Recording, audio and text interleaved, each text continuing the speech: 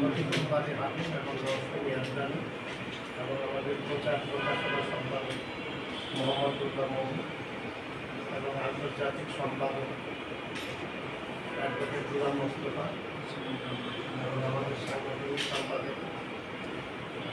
Advocate Biswajit Ganguly, তারপরে আমাদের সাংগঠনিক সাংগঠনিক সম্পাদক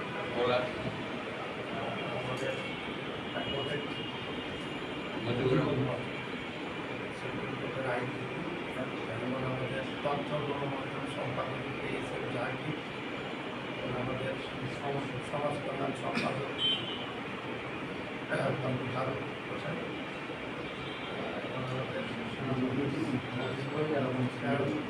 এবং অন্যান্য ছাত্রছাত্রীরা আমাদের নেতৃত্ব আছে। তো আমরা আজকে এই সংবাদ সম্মেলনের কারণ এটা আমাদের ভারপ্রাপ্ত সভাপতি বলেছে। আপনারা জানেন যে ইতিমধ্যে বর্তমান অন্তর্বর্তীকালীন সরকার জাতীয় ঐক্যমত্য কমিশন গঠন করেছেন। সেই কমিশনের প্রধান আমাদের অন্তর্বর্তীকালীন সরকারের প্রধান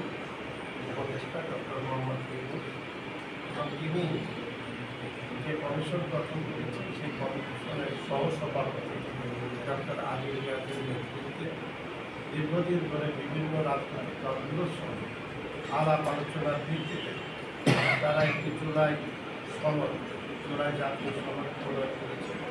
এবং সেগুলো মতামতের জন্য 2 দফায় আমাদের রাজনৈতিক দলগুলোর কাছে প্রেরণ করেছে। প্রথম দফায় আমরা যেটা পেয়েছিলাম